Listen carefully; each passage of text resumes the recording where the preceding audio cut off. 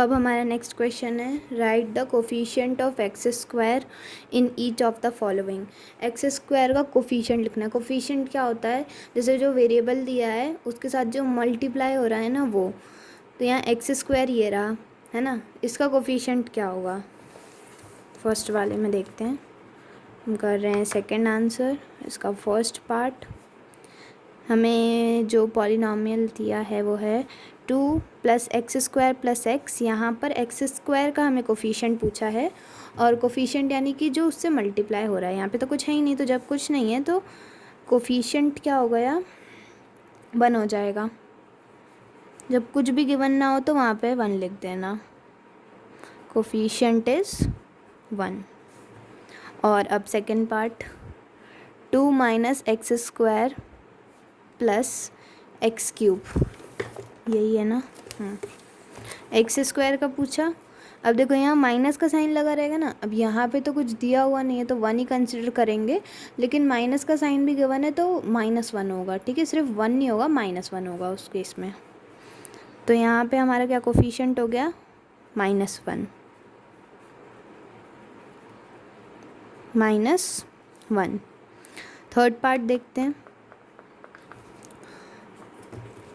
Third part है π/2 x² + x है।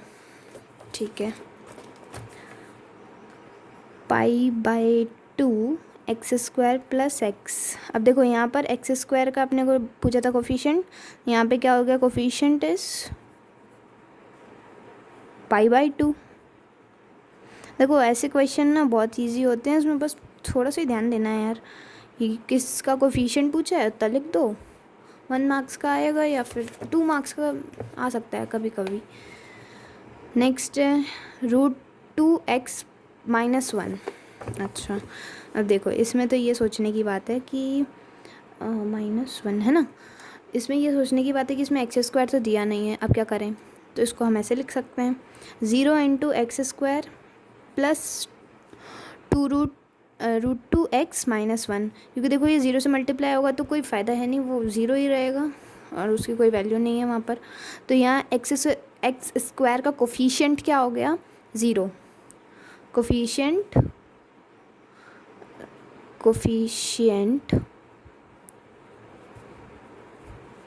Of x² is 0। अब आते हैं नेक्स्ट क्वेश्चन पे, third. Give 1 example of each of a binomial of degree 35 and a monomial of degree 100। अब binomial और monomial क्या होता है ये देख लेते हैं। Binomial, monomial.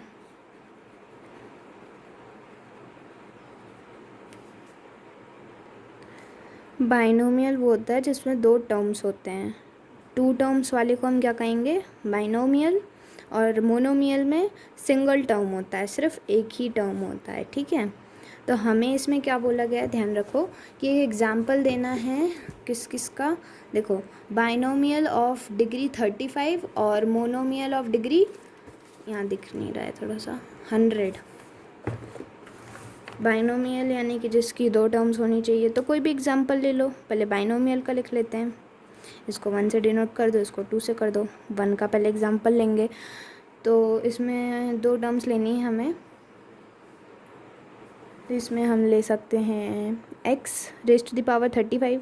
डिग्री का मतलब क्या होता है, जो हाईएस्ट पावर होती है वो डिग्री होती है। ठीक है, इसमें ले लिया x⁻35। 2 लेनी है, बाइनोमियल का ले रहे हैं अपन, +100 लिख लो या प्लस कुछ भी लिख लो, 2 टर्म्स होनी चाहिए। लेकिन मोनोमियल जिसमें सिंगल टर्म होती है तो इसमें वेरिएबल ले लो y, या x लेना होता है x ले लो वापस से, कोई उसमें बात ही नहीं है। और इसकी डिग्री क्या लेनी है अपने को, 100 लेनी है। हो गया, बस इतना सिंपल आंसर था। फिर आते हैं फोर्थ क्वेश्चन पे। फोर्थ क्वेश्चन है, right the degree of each of the following polynomials. जैसे थोड़ी देर पहले बताया मैंने कि डिग्री क्या होती है, जो हाईएस्ट पावर होती है किसी भी पॉलिनॉमियल की या किसी भी एक्सप्रेशन की, जो हाईएस्ट पावर होती है उसे हम कहते हैं डिग्री। ठीक है, तो फर्स्ट देखते हैं। फर्स्ट हमें क्या गिवन है, फर्स्ट है 5x³ plus 4x² plus 7x। ठीक है, अब देखो इधर अपने पास पावर कौन कौन सी हैं, एक तो 3 है, एक तो 2 है और इधर 1 है। इसमें से हाईएस्ट पावर कौन सी है, वो है 3। और हाईएस्ट पावर को ही हम क्या बोलते हैं, डिग्री बोलते हैं। तो इसकी डिग्री क्या हो गई, 3 हो गई। Degree is equals to 3। बस डिग्री पूछी थी, इतना ही लिखना है इसमें, और कुछ नहीं। सेकेंड पार्ट देखते हैं इसका। सेकेंड पार्ट क्या है, 4 - y² है। इसकी हाईएस्ट डिग्री क्या, पावर क्या हुई, 2 हुई। और हाईएस्ट पावर क्या होती है, डिग्री होती है। डिग्री क्या हो गई इसकी, 2 हो गई। अब थर्ड पार्ट देखते हैं। 5t - √7। अब देखो यहाँ एक ही वेरिएबल है, इसकी कुछ पावर नहीं है। जब कुछ पावर नहीं होती तो वहाँ हम क्या कंसिडर करते हैं कि वहाँ पे 1 है। तो इसकी डिग्री क्या हो गई, 1। फोर्थ पार्ट देखते हैं। फोर्थ पार्ट क्या है, 3 है। अब 3 है तो यहाँ पे तो हमें कुछ गिवन ही नहीं है। 3 क्या होता है, कांस्टेंट होता है। कांस्टेंट गिवन है तो कांस्टेंट की जो डिग्री होती है वो हमेशा 0 होती है, ये याद रखना है। 3 क्या है, कांस्टेंट है, एक नंबर है ना, इसके साथ कोई वेरिएबल तो है ही नहीं। तो कांस्टेंट की हमेशा डिग्री क्या रहती है, 0। डिग्री हो गई इसकी 0। अब देखते हैं हमारा next question, question number 5। Classify the following as linear, quadratic and cubic polynomial. Linear polynomial है, क्वाड्रेटिक पॉलिनोमियल है, क्यूबिक पॉलिनोमियल है। उसके पहले मैं आपको बता दूं कि लीनियर पॉलिनोमियल क्या होता है, क्वाड्रेटिक क्या होता है। देखो कांस्टेंट तो आप सबको पता होगा क्या है। कांस्टेंट जैसे कोई जिसकी डिग्री जिसकी डिग्री 0 होती है। अभी थोड़ी देर पहले वाले क्वेश्चन में करा था, 0 होती है। जैसे 3, 4, 5, 10, कुछ भी नंबर जो होते हैं उनको कांस्टेंट बोलते हैं। ठीक है, और कांस्टेंट हो गया। उसके बाद आता है अपना लीनियर पॉलिनोमियल। तो लीनियर पॉलिनोमियल की डिग्री कितनी हो जाएगी, लीनियर 1। तो इसका एक एग्जांपल हो गया जैसे x+5, y+11, कुछ भी जिसकी मतलब डिग्री 1 होती है उसको बोलते हैं लीनियर पॉलिनोमियल। फिर दूसरी चीज़ आती है अपनी quadratic polynomial. Quadratic polynomial, quadratic polynomial की डिग्री कितनी होती है, 2 होती है।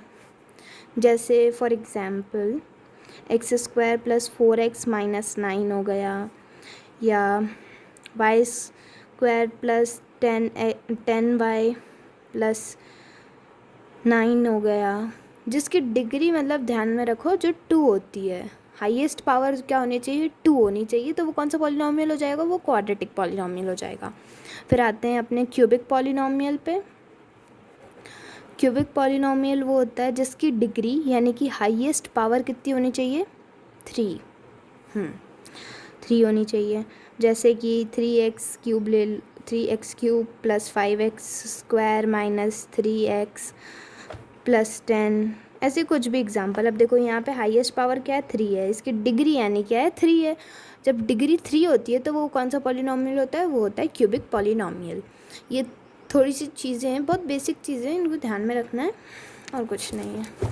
ठीक है, तो अब क्या है, classify the following as linear, quadratic and cubic polynomial. इनको हमें बताना है कि कौन सा लीनियर पॉलिनोमियल है, कौन सा क्वाड्रेटिक पॉलिनोमियल है और कौन सा क्यूबिक पॉलिनोमियल है। फर्स्ट देखते हैं आंसर नंबर 5। फर्स्ट पार्ट है इसका x² + x।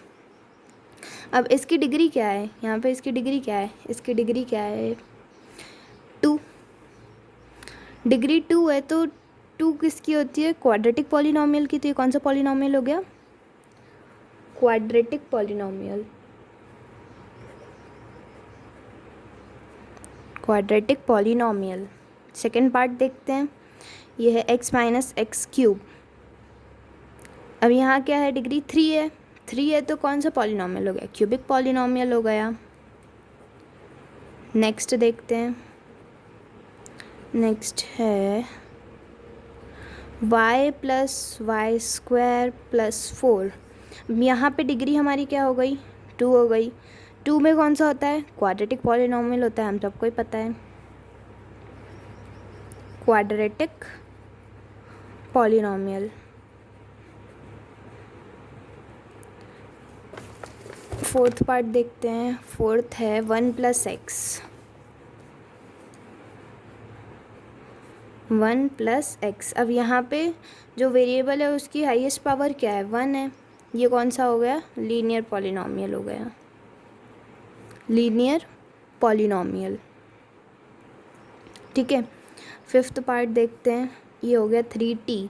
अब ये जो वेरिएबल है इसकी हाईएस्ट पावर है 1, 1 होती है तो कौन सा होता है, लीनियर पॉलिनॉमियल। नेक्स्ट देखते हैं आर स्क्वायर। अब इसकी तो क्या पावर हुई, 2 हुई। हाँ मतलब वही डिग्री जो हुई 2 हुई। तो 2 जब होती है डिग्री तब कौन सा होता है, क्वाड्रेटिक पॉलिनॉमियल, है ना, क्वाड्रेटिक पॉलिनॉमियल।